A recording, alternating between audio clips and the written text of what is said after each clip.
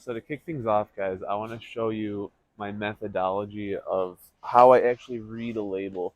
So I'm going to pick out something real basic. I'm not buying it. I'm just doing this to show you guys how this all works. All right, so check this out. I'm just going to use animal crackers. This is easy. So here we go. If I have a food label, the first thing I'm going to do is I'm going to go up to here at the very top. I'm going to look at the serving size. So just about everything is going to be weighed by the ounce. So 28 grams is 1 ounce for anyone that may not have known that. So 28 grams to 1 ounce, you can see there's 120 calories. That's going to be pretty standard. Let's take a quick breakdown of what we do next. So I like to first off hit the fat calories. So this is actually a decent label. It's only 3 grams of fat.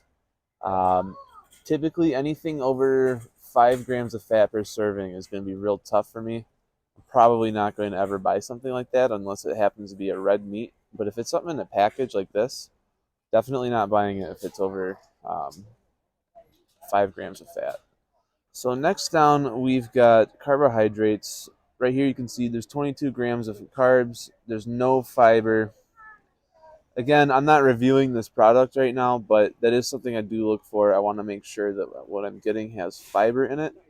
Um, the carbohydrate count, 22 grams, pretty standard for a 1 ounce serving. And then here we go. We've got protein. There's basically no protein in here, 22 grams.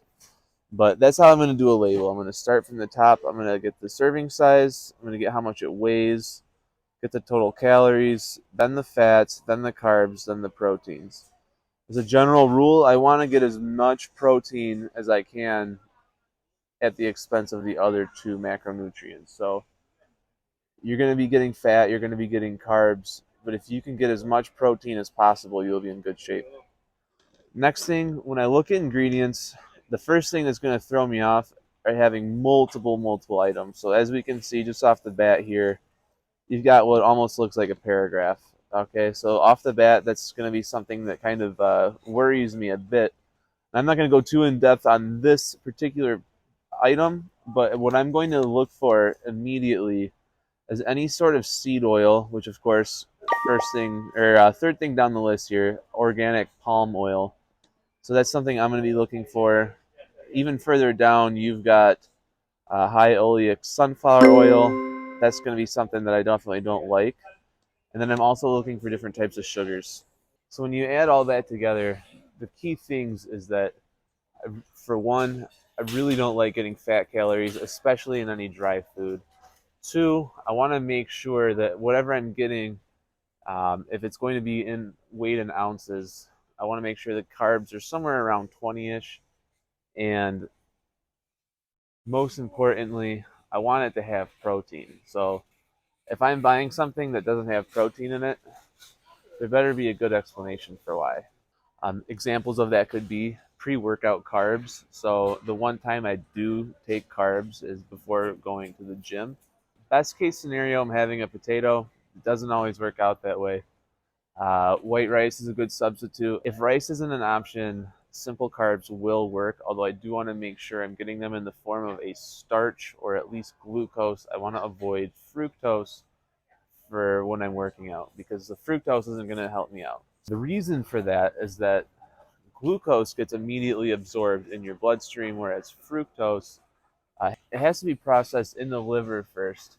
You go through the liver and then it gets stored as body fat. Now in fruits are half fructose, half glucose. So you're going to be able to use the fruit that you eat for your workout, and then that fructose is in such small quantities that it really does not impact fat gain that much. If you look at a pint of blueberries, for example, an entire pint that's 1 pound of blueberries, you're only looking at about 250 calories. So in order to gain weight on blueberries, you would need to be eating multiple pounds of it. So the fructose in fruit is not going to be a concern to me, but I do really want to avoid fructose in any artificial forms, including corn syrup. So it's going to be really big. I hope you guys do learn anything from my channel. It's to avoid eating high fructose corn syrup and seed oils. Um, So aside from that, that's how you read a food label. Um, no corn syrup, no oils. Try to get proteins. Try to minimize the fats. And if you're going to be getting carbs, make sure that they are either starchy or a form of glucose. And if you need help, just go to Google. Until you really get this stuff under your belt, Google is your friend, or just keep watching my videos. I'm eventually going to cover everything. So anyways, that's how I'm going to read a food label. If you found this helpful, if this is something that you can use, please give me a like on this video and subscribe to my channel. It really helps me grow.